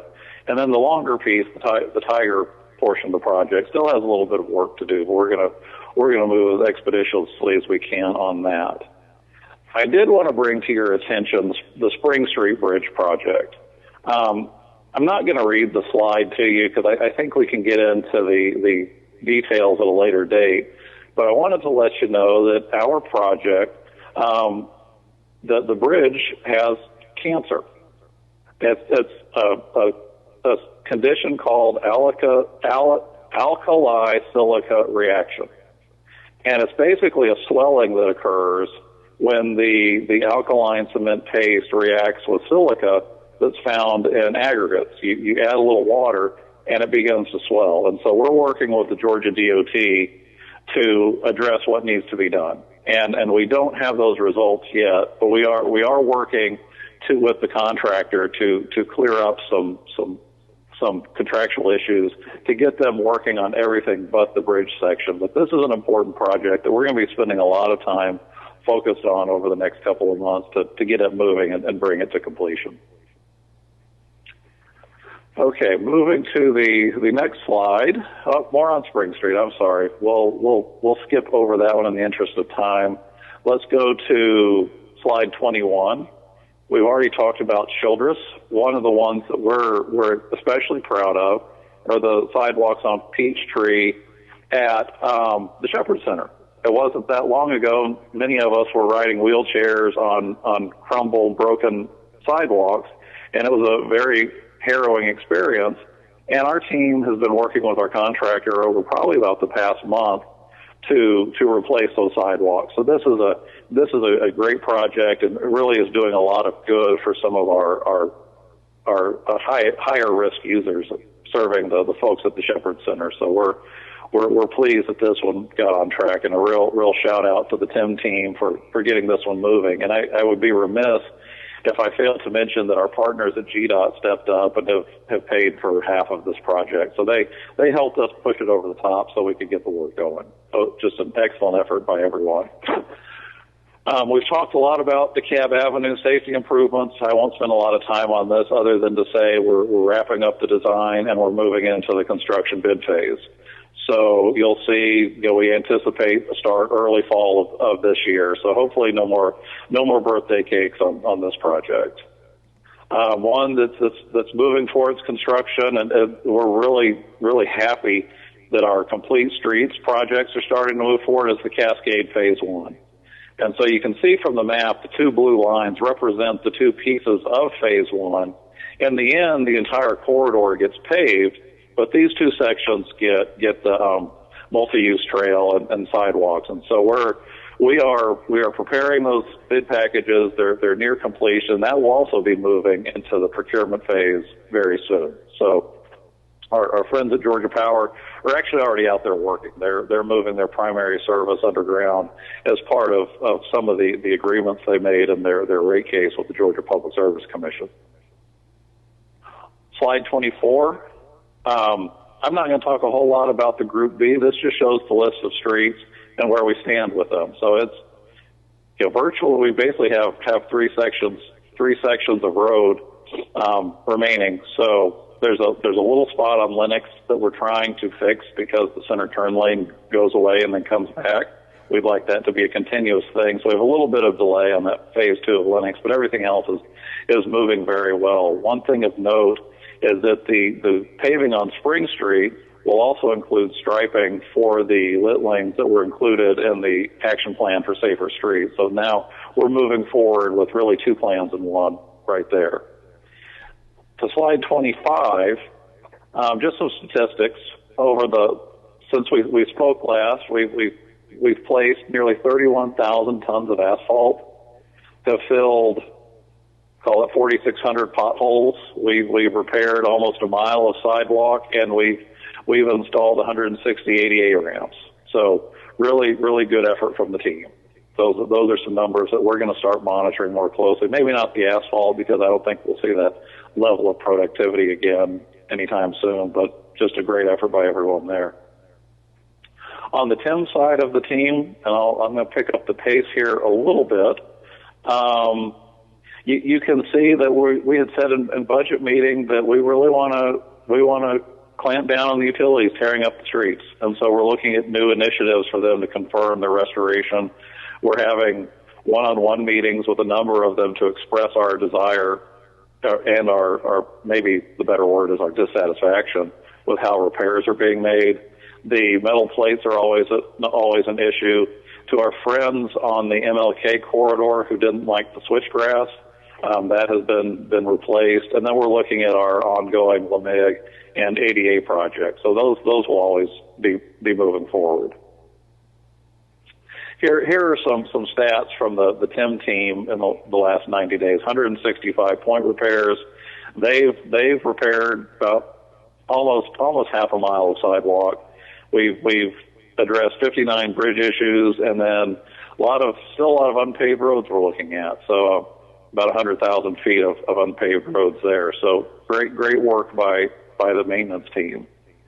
On slide 29, and I wanted to start rolling out the data that we're receiving from the sidewalk inventory. So the data has been collected, and we're not beginning. We're in the middle of processing the data that we've received from our consultant. The image on the left shows the sidewalks that have been included as part of this inventory, and as no surprise, you can see where the density of the sidewalks are. The interesting thing is it doesn't match with where the highest percentage of the population that doesn't own cars lies. So that then begins to put this equity discussion into play, that where are the sidewalks most needed, and do repairs take priority, or do new sidewalks to support transit riders take priority? Not an issue we're going to necessarily solve today, but a discussion that we're certainly going to have moving forward. The image on the right, the key takeaway is you zoom into the data, the mapping that the team has done, and you start seeing these red dots. These red dots show either a bad or missing ADA ramp. And you're going to see very quickly that we are missing a lot of ADA ramps or have ones that need to be replaced. So the construction of ADA ramps is going to be a fairly substantial effort as we drill into this data. But more to come. We're mapping this data, and we want to be communicating it through maps and charts, not just using words and descriptions. I think the visuals speak much louder than anything I could say. I'm gonna skip. If you go to slide 30, I'm just going to roll right through the budget review. You've already heard most of this. In fact, you've heard all of this. We just included it for continuity purposes. Slide 31 is our summary of current operations. the big takeaway here is we're moving a lot of our work in-house. We want to build capabilities both from a design and a delivery perspective in-house. Project page 32. The important thing here is the middle column, the professional service changes, and I think, Mr. Chairman, you mentioned the hot-in-place asphalt. I'm not a big fan of that. To meet the budget that we had for the next fiscal year, we've eliminated microsurfacing, hot-in-place asphalt, and some data that's going to come forward will show why we're reevaluating residential speed tables, as we may not be addressing the real problem through those installations. So, if you took the sum of the parts from DPW, the Office of Mobility Planning, and Renew, we would be about $51 million. Our budget's $48 million. I'm very comfortable with where it stands and believe we can get a lot done. Just that these items aren't going to carry forward with us. Let's move to slide 33. We're going to skip that. We've already talked about Vision Zero, but we're going to talk about it a lot. Moving forward with 25 mile an hour speed limit. Plenty of time to talk about the Renew T-Splosh. There's one thing I am going to share, and let me jump forward to that slide. It's actually slide 36. If you look at the far right side of slide 36, you can see, starting in February 2020, that the revenue dropping due to the shelter-in-place orders and the slowing down of the business. And so we've been monitoring that, and we've run a number of projections moving forward, and we've actually built a dashboard, and there's a lot here. And I'm not going to go into all of the details, but as we stand here today, using a fairly pessimistic projection, we see about a $5 million shortfall in the T-Splosh collection. I believe that's manageable. I've mentioned before that we've been working to institute more value management practices within the department, and so this is one we're going to be watching and reforecasting on a monthly basis, which we were doing already. So fortunately for us, our collections have been strong through the first 3 years of the program, and we'll see how we do this summer. But to be projecting about a $5 million shortfall is really actually encouraging. We can manage that. We give you these dashboard reports on a monthly basis. I'm not going to spend a lot of time dwelling on these reports. Happy to sit down on a regular basis to talk about the program. One of the things is we have a number of council members who still have a balance in their Renew program, and we'd really like to work with you to map out how that money is being spent. One of the things we believe is that while we may be trimming back a little bit on the residential traffic calming from the general fund side, there may be opportunities through these local discretionary funds to actually pick up the pace a little bit. So I would prefer to have those conversations on a per district basis. So our cash flow report, you can see we've had to rebid a couple projects, which has put us behind schedule on some of our roadway improvements, mostly the unpaved roads, but overall things are moving according to our plan. I'm going to skip slide 40. That talks about MARTA. There's a lot more to come on MARTA. And then let's go to communications and community engagement, page 41. Interesting time. We desire to stay engaged with the community. I think in many cases, to one of the caller's points, there are a lot of noisy voices. And so how do we engage with let's call it the silent majority, or tap into what is the will of the community? And I don't know that we have the answer to that, but it's been very interesting through the pandemic to see how our communication efforts through all virtual platforms has really found a degree of success for us. So just a couple pictures. We're still getting out.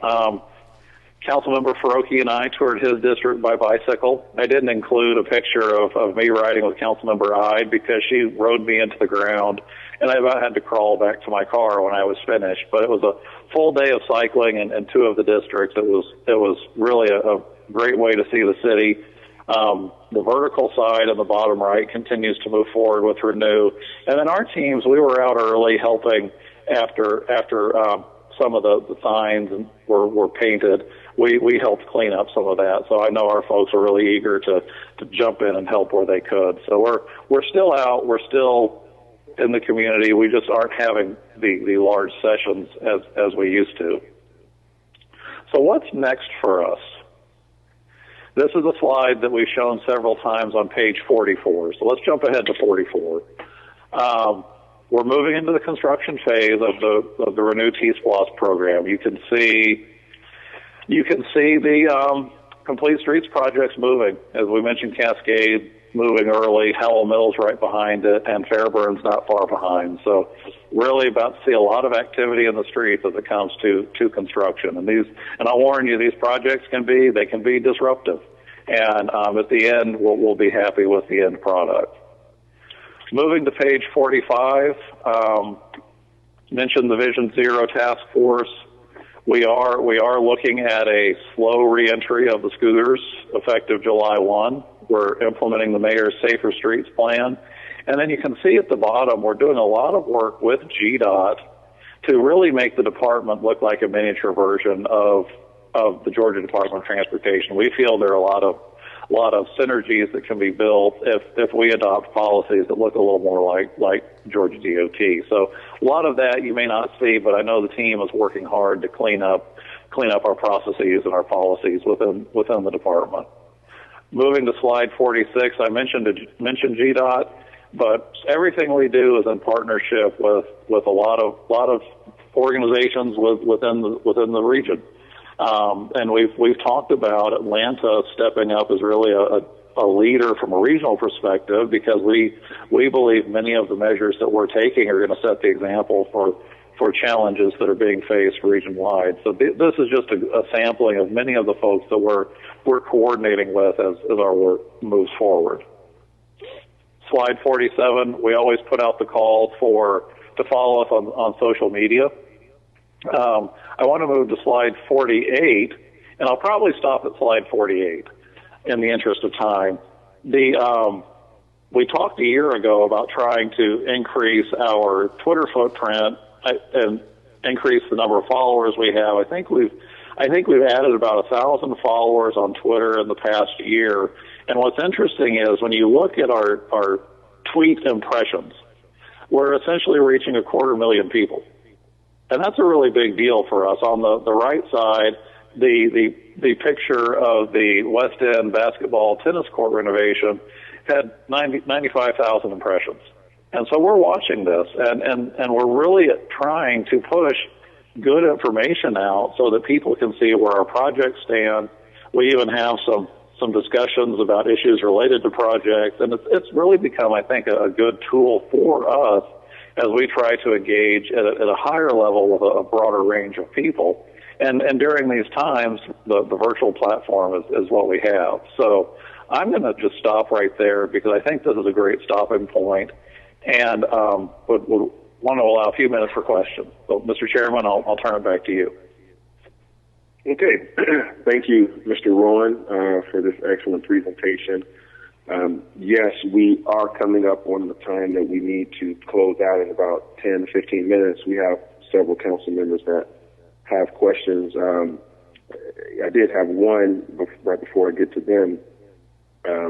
Actually, I had two. What update on street parking is a question, and then but the one thing I wanted to say that was an applause was how you guys have been working near the Shepherd Center, responding to the sidewalk, the crumbling sidewalks and missing sidewalk pieces. That's vital. I have not driven by there in a long time just because we've been on, stay-at-home orders. So I haven't driven by there or walked by there. So I'd love to get by there to see that, and I hope that everyone that's utilizing that sidewalk, particularly those in wheelchairs, are able to see and feel the difference. So thank you for that. And as that project gets to completion, please Let us know when it's finally done. I think that's one of those projects where we all would want to go see it together, or yes, sir. Just because that's such a critical. As the sidewalks all across the city are important, one that is by our hospitals, our seniors, and our schools are the most important. Yes, sir. I must say. Yeah. So thank you for that. But I did want to ask about on-street parking. What's the latest and greatest about that? So not a lot to report there. You know, through the mayor's executive order, there's been a suspension of booting and towing. We are looking at, I think the one thing to add is we are looking at repurposing parking spaces as part of our economic recovery efforts. We don't quite have all the details nailed down, but we are looking at a repurposing of those spaces. So at the same time, we continue to stay in communication with our parking management firm and are working with them as issues. Right now, a number of issues are coming through the 311 system, and so our parking folks are working with ATL Plus to get those resolved. But I know we're coming up at the end of the contract period. What is have you guys started talking about bringing it in-house or so re-upping the RFP? We have no plans to bring it in-house, so it would be another procurement process. Okay. All right. Well, on your next quarterly report, it would be getting close to the time where we really need to have closer and more detailed conversations about it with the public and with the council. Sure. Okay. All right. Questions from Mr. Faroki, and then Ms. Overstreet. Thank you, Chairman Dickens. Thank you, Mr. Rowan. I have two compliments, one criticism, and a few questions. First, I want to compliment you on moving away from the hot-in-place asphalt resurfacing. It's just not high quality, and I think the work that's been done over the last few months reflects a much higher quality of work and is more lasting, so I appreciate that bureaucratic shift. I also want to thank ATL DOT for being a really strong partner in the $1 million participatory budgeting program, Downtown Decides, that my office ran over the last 6 months. And we had 17 projects voted through from almost 3,500 people. And we'll be sitting down, hopefully with your team soon, to start to figure out timelines for those projects and next steps, because we want to keep that public. So I just want to thank you and your team for being a partner in that. One quick criticism. The DeKalb Avenue slide, I'm not sure if you touched on it or not, but it shows an anticipated timeline that continues to kick the can down the road. I know there are, bureaucratic and policy reasons for that.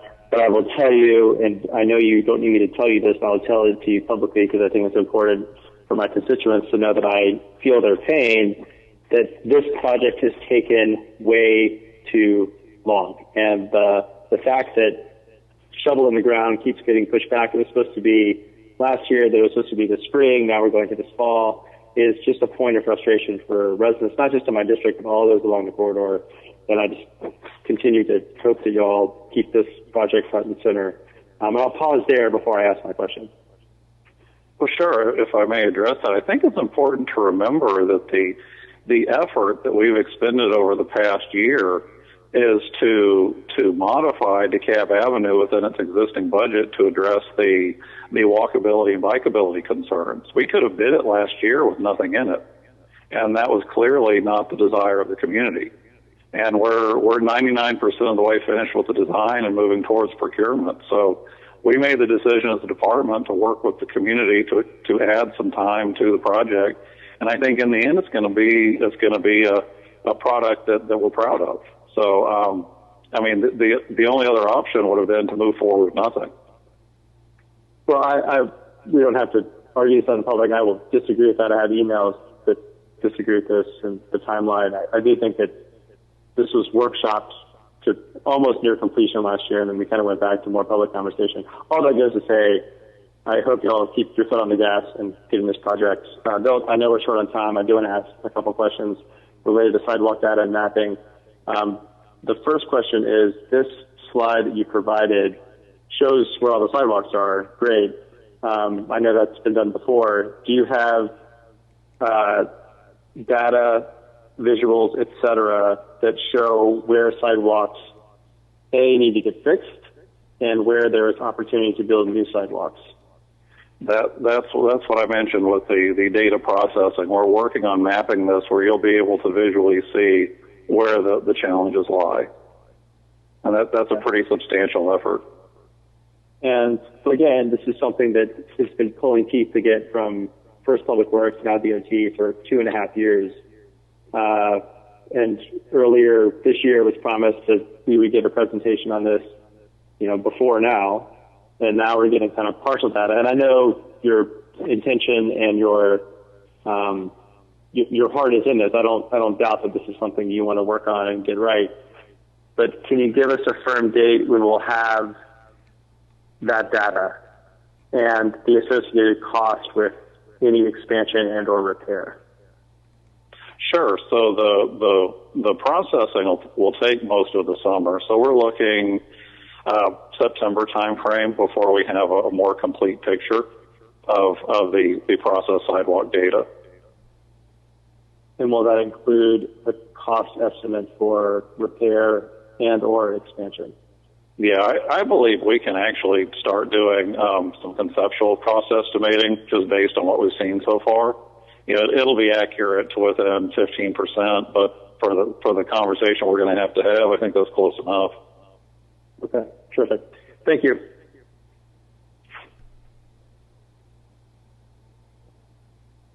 Okay, now let's go to our next speaker, which is Marcy Collier-Overstreet. Thank you, Chair Dickens. And Commissioner Rowan, what a presentation. It was extremely chock full of information, that's for sure. But I am on slide 29 and looking at what Councilmember Faroki was just speaking about. When I look at slide 3 and 29 together, it is really clear to me where we need to really start focusing on either doing an internal look of how we can better use our offices and your department to assess where we actually need sidewalks, and I do mean need. Slide 3 shows you that the children that are already below poverty level that can't seem to get recess at school are walking very unsafely to school as well. They're walking to school, and they're usually not walking with adults. They're walking with other children. And I mean, that could be age 6 to 11, and we don't have sidewalks. I just really would like for us to come up with a plan. I know you were talking about in-house. We could do better with not spending so much money on sidewalk design, because I feel like sidewalks should not have to be designed in that manner. Or we definitely could do a better job of learning to build our sidewalks in-house with so much contract work being involved. I just really think that we need to really put those two slides together, talk about where sidewalks are needed, because children are walking to school and people don't have cars, and we've got to figure this out. So can you talk just a little more about what your priorities are where sidewalks are concerned? Have we at least advanced to the place where we know we have to talk about installation and not just maintenance at this point? The new department? Yes, ma'am. So we're looking at it, I think you said it well, from that perspective of risk and who are our highest risk populations. And that's why I included that slide, because now you're talking about that 1 mile from the school that isn't seeing bus service. And I had mentioned in March our time with the Tuskegee Airmen Global Academy, And the fourth graders wrote me letters saying the traffic's too fast, we're afraid to walk, please do something. And so it's a combination of slowing the traffic down, but then also providing those needed facilities. And oftentimes sidewalk projects are more than just the sidewalk. There's drainage that's required, there's right-of-way, and so there can be a level of complexity that make them a little slower, but other times it's just simply putting sidewalk behind an existing curb. And so what our goal is for fiscal 21 is to actually go recruit an in-house designer who can work to design these sidewalk sections for us. At the same time, we want to be working with our concrete crews, essentially to turn them into sidewalk contractors. And then I think the third piece is it goes back to the extra wide streets.